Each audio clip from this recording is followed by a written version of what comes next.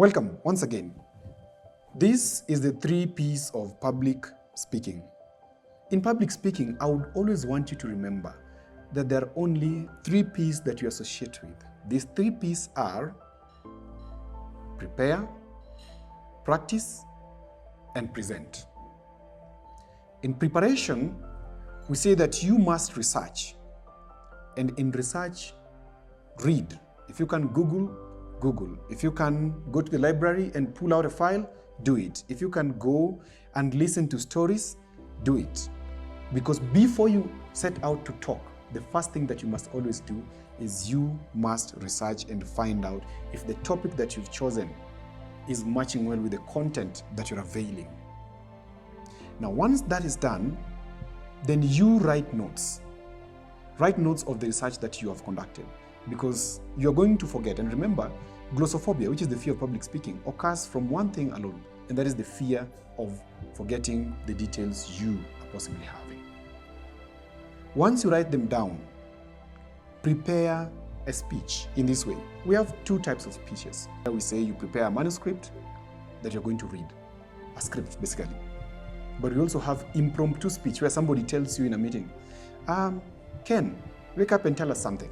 Or Doti, get up and tell us something. That's called impromptu speech. You didn't prepare for it. But you must always have to know something before you go to the meeting. So you know something about the meeting that you're going to attend. Once you have prepared, then now we move to the next stage, which is practice. In practice, what is fundamental is rehearsal. Just like if you watch the communist China and you see their military parades, or you watch the communist Russia and you see their parades, or you watch the democratic Kenya and you look at the national holidays military parades. It is so efficient, it is right on time, it is very well coordinated. The planes jet in the same time the final man walks off the field. This is not done out of coincidence. This is proper rehearsal. Public speaking works in the very same way. Before you present, especially if it's a formal speech, you must prepare and you must practice. And in practice, you go before a mirror, or you take a small audience, like for example, your friends or your family at home, and you talk to them like you're talking to the very audience that you'll be presenting to the following day or later that evening. This practice makes you understand and train your brain that this is something that you've done before. So when you stand to speak on the D-Day, your brain recognizes this as familiar, and so the fear is reduced. Perhaps what will remain is nervousness, and that is okay. Nervousness is okay. What is not okay is anxiety. Anxiety is an overwhelming feeling of failure, and that could imply that you didn't prepare well, but it could also imply that you're not sure of the room.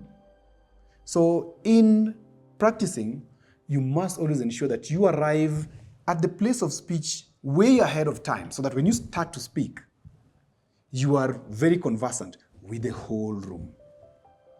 After you practice, now you are ready to present, and that is where the rubber meets the road. So let's dive in. In presentation, even us who have been speaking for ages, we still have a little nervousness. That question of, am I going to do it as good as I think of it? Or am I going to succeed? Or are they going to judge me? It still happens to us. But the brain can be trained. The brain does what you tell it to do. If you tell your brain, I am excited to do this, then the brain gets ready and it gets excited to do that. But if you convince your brain that you are afraid to do it, then your brain is going to embrace the fear and you will not speak. So the first point of presentation is telling yourself right from the moment you leave your bed to the time you get into the office, I am excited to do this. I am excited to speak to these people. I am excited to create impact for them. I'm excited to bring a solution. You must be enthusiastic about yourself speaking. That gives you the first boost of confidence. And when you get on stage, Do not start by saying, my name is. No. When you go on stage and there is noise, for example, take to your position and keep silent for 10 seconds. The whole hall will go silent. That is called leading by induction. As you're silent, you get the attention of the hall. Some people do a mistake. They do this. It's wrong. When you try to command attention, it means you don't have it. You attract attention by just going on stage, keeping quiet for 10 seconds. The audience will conform. You will hear them starting to do things such as shh, and then it spreads in the whole hall, and then the attention is on you. How you start matters when you're speaking. Remember, you've prepared your speech, and your speech majorly is 3 points. When you open your mouth, start with an unknown fact. Start with something new. Start by saying, in the next 20 minutes or in the next 10 minutes, you will learn, you will understand. You shall have understood why 3 years ago this happened. So you put the hook that when somebody listens in the first 5 seconds, you have them for the next 20 or 5 minutes. Then move to salutation. If it is official, if it's a formal meeting, you must salute. If the president is there, you must start by saying, Your Excellency, the President. If your CEO is there, you must recognize your CEO. But if it is an informal meeting, then you don't have to salute. You can just say, hello friends, that's okay. Or you can say, hello brothers and sisters, that's still fine if you're a Christian. But the most important thing in presentation is mastering your audience and your eye movement.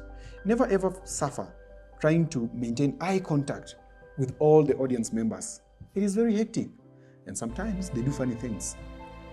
Some of them do faces, some of them will do this. That means, sir, you need to move.